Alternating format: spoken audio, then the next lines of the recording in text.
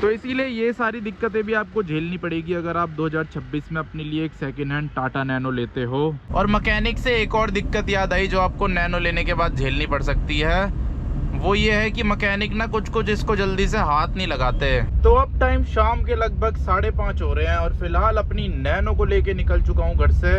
एक भाई का यार मेरे पास ना मैसेज आया था, वो मुझसे पूछ रहे थे कि अगर हम अपने लिए टाटा नैनो लेते हैं तो उसमें क्या क्या प्रॉब्लम आ सकती है फ्यूचर में, किस किस प्रॉब्लम के लिए हमको एकदम रेडी रहना पड़ेगा। इस वीडियो में मैं आपको वही बताऊंगा कि अगर आप अपने लिए 2026 में या कभी भी एक सेकेंड हैंड टाटा नैनो लेते हो ना, तो आपको क्या क्या दिक्कतें झेलनी पड़ेंगी।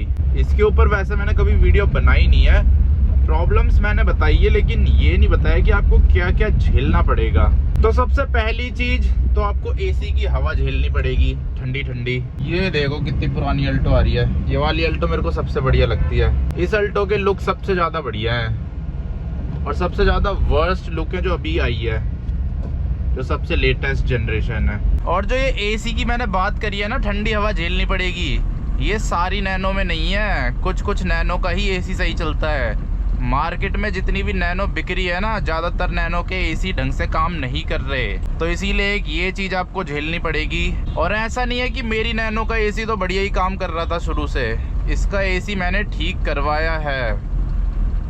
वैसे ठंडी हवा तो ये फेंकता था लेकिन इतना इफेक्टिव नहीं था। ओ भाई ये कैसी मशीन है, ये मशीन बढ़िया है, ऐसे ट्रैफिक में गाड़ियां उठा के साइड कर दो और खुद चले जाओ सीधा। हाँ तो मैं बोल रहा था, इसके एसी में मैंने थोड़ा बहुत काम करवाया है, जैसे इसका कंडेंसर फैन चेंज करवाया है और तो बाकी सर्विस वगैरह करवाई है, क्लीनिंग व्लीनिंग ही करवाई है बस। मेन तो कंडेंसर फैन चेंज करवाया था मैंने इसका। और अभी इसकी एसी में एक दिक्कत है, जो इसकी स्पीड है ना, फैन स्पीड जो ब्लोअर की स्पीड है, ये थोड़ी स्लो आती है। उसको फास्ट करने का एक ही ऑप्शन है, चेंज करवाओ, लेकिन इतना ठंडा ये कर देता है वैसे ही, तो इसलिए मेरे को जरूरत लगती नहीं है चेंज करने की। तो इसीलिए एसी की प्रॉब्लम भी आपको झेलनी पड़ सकती है अगर आप अपने लिए टाटा नैनो लेते हो सेकंड हैंड।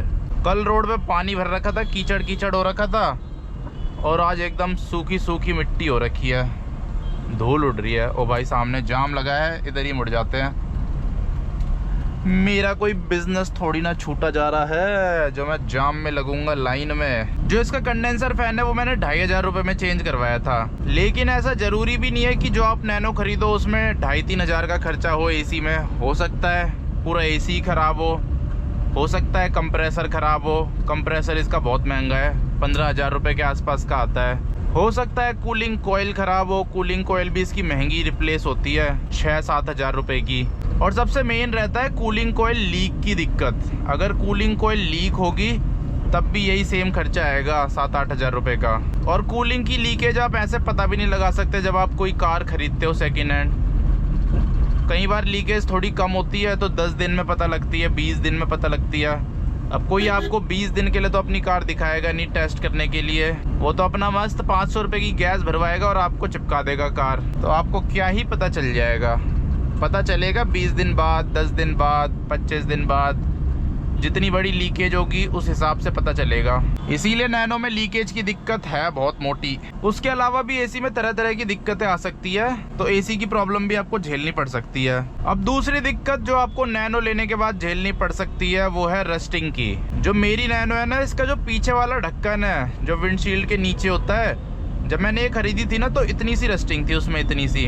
तो उस टाइम मैंने सोचा था थोड़ी सी है, कोई नहीं ले लेते हैं, लेकिन ना अब वो रस्टिंग पूरे में फैल चुकी है। उसकी वजह से मैंने ब्लैक फिल्म चढ़ा रखी है उसको छुपाने के लिए, पर वो अभी भी बढ़ती ही जा रही है और वो रुकेगी भी नहीं।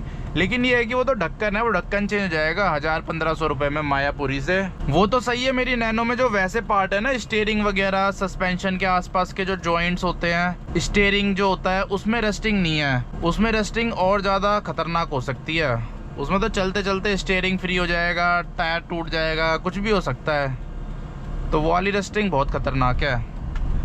पर ये तो आप चेक कर सकते हो लेते टाइम, क्योंकि ऐसा ना 2 लोगों के साथ हो रखा है जिनको मैं जानता हूँ। उनके साथ क्या हुआ था, उनकी नैनो में चलते चलते स्टीयरिंग ही फ्री हो गया था, स्टीयरिंग मोड़ रहे थे, गाड़ी सीधा जा रही थी, और ये सब हुआ था रस्टिंग की वजह से। तो ये प्रॉब्लम भी आपको झेलनी पड़ सकती है। उसके अलावा जो अगली प्रॉब्लम आपको झेलनी पड़ सकती है वो है अजीब अजीब सी प्रॉब्लम। जिनका मैकेनिक भी पता नहीं लगा पाएंगे। तो अभी के टाइम पे ना छोटी छोटी प्रॉब्लम मेरी नैनो में भी है, जिसका कुछ पता ही नहीं लग पाता वो प्रॉब्लम क्यों आ रही है, उसका सोल्यूशन क्या है, क्या रीज़न है, कुछ पता ही नहीं लग पाता। आती है चली जाती है, आती है चली जाती है। अभी के टाइम पे तो इसके मीटर की प्रॉब्लम आ रखी है। इसका मीटर ना अपने आप रीसेट हो जाता है, जीरो हो जाता है, जो मेन मीटर है। नहीं तो वैसे मेरी नैनो ना 65,000 किलोमीटर के आसपास चल रखी है, लेकिन इसमें ये 37 किलोमीटर दिखा रहा है, बताओ। और उसके अलावा एक और चीज़ होती है, जब मैं चाबी बंद कर देता हूँ, घर चला जाता हूँ, तो इसमें लाइट जली रह जाती है मीटर में। मीटर की लाइट ही बंद नहीं होती, कुछ कुछ हो जाती है, कुछ कुछ जली रह जाती है। और उसके अलावा वैसे भी कोई प्रॉब्लम आती है ना नैनो में, तो सबसे पहले तो ढूंढने में ही बहुत टाइम चला जाता है। अलग अलग मैकेनिकों को दिखानी पड़ती है, तब पता चल पाता है कि इसमें प्रॉब्लम क्या है। और कभी कभी तो मैकेनिक पता ही नहीं लगा पाते, फिर गूगल से, यूट्यूब से पता लगाना पड़ता है। तो ये भी बहुत होता है नैनो के साथ। पहले तो आपको प्रॉब्लम ढूंढने में ही बहुत टाइम लग जाएगा कि ये हो क्यों रहा है, क्या दिक्कत है, किस चीज़ में दिक्कत है, और फिर वो पता लग जाएगी, फिर उसे ठीक करने में बहुत टाइम लग जाएगा। मैकेनिक के पास जाओगे वो और चीज़ें चेंज कर देगा, लेकिन प्रॉब्लम फिर भी सॉल्व ही नहीं हो पाती है। उसके अलावा अलाइनमेंट की दिक्कत आ सकती है। बहुत सारी नैनो में अलाइनमेंट कभी ठीक ही नहीं हो पाता। नैनो ख़त्म हो जाती है लेकिन अलाइनमेंट नहीं ठीक हो पाता उनका। और मैकेनिक से एक और दिक्कत याद आई जो आपको नैनो लेने के बाद झेलनी पड़ सकती है, वो ये है कि मैकेनिक ना कुछ कुछ इसको जल्दी से हाथ नहीं लगाते।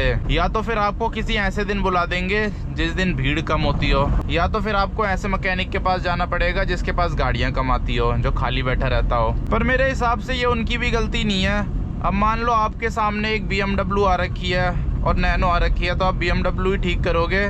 टाइम दोनों में सेम लगना है, लेकिन पैसों का बहुत डिफरेंस होगा। उसकी जगह अगर मैं भी होऊंगा तो मैं भी BMW ही ठीक करूंगा, नैनो वाले को घर भगा दूंगा, बोलूंगा कल आइयो, और कल भी ऐसे टाइम पे आइयो जिस टाइम और गाड़ियां ना आती हो। तो वही है, नैनो के साथ ये भी झेलना पड़ता है। और नैनो ही नहीं, और भी अगर कोई सस्ती गाड़ी होगी आपके पास तो उसमें भी यही हो सकता है। और उसके अलावा कई मैकेनिक इसलिए भी मना कर देते हैं क्योंकि इसका इंजन पीछे है, एक्सेस करने में दिक्कत होती है। पहले सीट फोल्ड करो, फिर ढक्कन खोलो नट से, फिर जाके इसका इंजन एक्सेस होता है। वो भी इतने अच्छे से एक्सेस नहीं हो पाता, कहीं हाथ पहुंचता है, कहीं नहीं पहुंच पाता। तो इसीलिए भी मैकेनिकों को झंझट लगता है नैनो को रिपेयर करना, खासकर अगर इंजन वाले साइड में उन्हें कुछ देखना है। लेकिन ना नैनो के साथ एक फ़ायदा ये भी होता है, बहुत बार मैं मैकेनिकों के पास जाता हूँ, वो नैनो देख के ना पैसे कम लेते हैं, और कुछ कुछ काम के तो पैसे ही नहीं लेते। किसी किसी मैकेनिक को ना नैनो देख के दया सी आ जाती है। बहुत बार हो रखा है मेरे साथ ये, बहुत बार। देखो अभी मेरी नैनो ना बिल्कुल बंद हो रखी है। यहाँ से इसकी चाबी निकाल देता हूँ, ये रही इसकी चाबी, और इसका मीटर देख लो, ये ऑन ही रहता है, अब बंद ही नहीं होता इसका मीटर, और चलता भी है इस बटन से। अब मैं इसे मैकेनिक के पास ले जाऊंगा, उसको समझ ही नहीं आएगा क्या दिक्कत है इस मीटर में। तो इससे बढ़िया है ऐसी बस चलाते रहो जब तक चल रही है, जहाँ रोड पे खड़ी हो जाए तो कबाड़ी में बेच दो। और उसके अलावा यार एक और दिक्कत जो आपको आ सकती है नैनो लेने के बाद, वो है इसकी हेडलाइट की दिक्कत। तो जब आप नैनो लोगे ना, इसकी हेडलाइट में दिक्कतें आती रहेंगी, कभी एक साइड की जलेगी, कभी दूसरी साइड की नहीं जलेगी, फिर आप ठीक कराओगे, फिर कुछ दिन सही चलेगी, फिर वो वैसी हो जाएगी। मैंने वैसे इसकी हेडलाइट भी चेंज करा रखी है, 3,500 रुपये की मैंने इसमें LED लाइट्स लगा रखी है, जो कि बढ़िया दिखा देती है। और यार इसके अंदर पानी जा रहा है देखना। और इसकी हेडलाइट मैंने कितनी बार ठीक करवा दी, कितनी बार, और अभी ये फिर भी ख़राब ही हो रखी है। अभी जैसे डिपर मार रहे हैं ना, तो ये वाली जल रही है, ये वाली नहीं जल रही।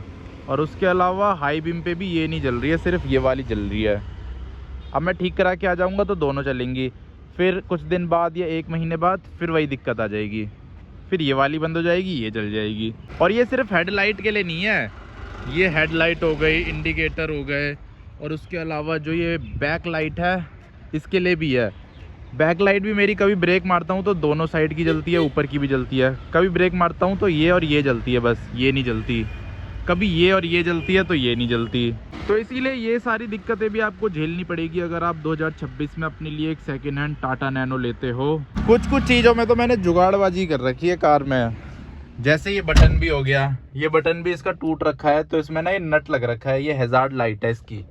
इसको जैसे ही ऊपर खींचेंगे, अब देखो हैजार्ड लाइट ऑन हो गई। अब इसको नीचे प्रेस करेंगे, हैजार्ड लाइट बंद हो गई।